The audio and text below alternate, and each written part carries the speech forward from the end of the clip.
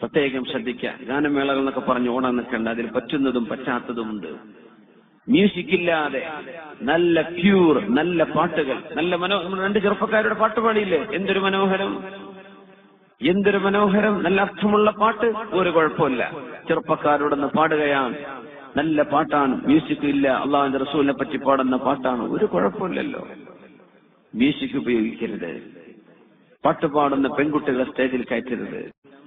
ഇസ്തിഹ്ലാലുൽ അഗാനി വൽ മആസിഫ്, പാട്ടുകളും മ്യൂസിക്കുകളും ഹലാലാണെന്ന് വരുത്തുന്നത്. അഗാനി മ്യൂസിക് ഉപയോഗിച്ചുള്ള പാട്ടുകൾ നമുക്ക് പാടില്ലാത്തതാണ്, ഹറാമാണ്, കുറ്റകരമാണ്.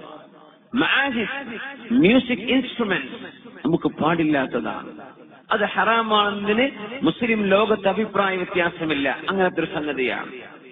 അതിന് നല്ല മൗലിദ് പാട്ട് നിങ്ങൾ മ്യൂസിക് വെച്ച് വിട്ടാൽ അത് ഹറാമ് തന്നെയാണ്. ബുർദയുടെ പാട്ട് മൗലിദ് വെച്ച് അത് നിങ്ങൾ മ്യൂസിക് ചെയ്ത് വിട്ടു, ഹറാമാണ്, ഒരു സംശയമില്ല. നല്ല മാപ്പിളപ്പാട്ട് മ്യൂസിക് വെച്ച് വിട്ടു, അത് ഹറാമാണ്. എന്ത് ചെയ്യാൻ പറ്റും?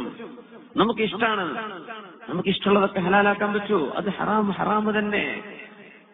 അതിന്റെ ഒക്കെ അഡിക്ഷൻ വന്ന ആളുകൾ മെല്ലെ മെല്ലെ ഒഴിവാക്കി വിടും. അതിനൊക്കെ പകരം ഖുർആൻ കേൾക്കില്ല.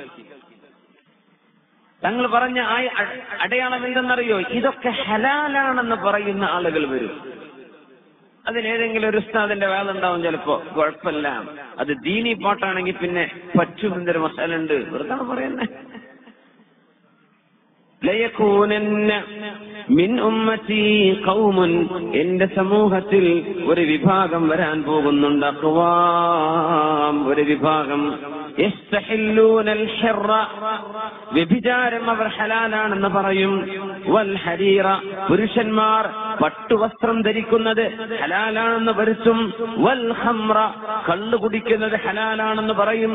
വൽ മആസിഫ്, മ്യൂസിക് ഉപകരണങ്ങളും ഹലാലാണെന്ന് പറയുന്ന സമുദായം ഖിയാമത്തിന്റെ മുമ്പ് വരാനുണ്ടെന്ന് പരിശുദ്ധ റസൂലുള്ളാഹ്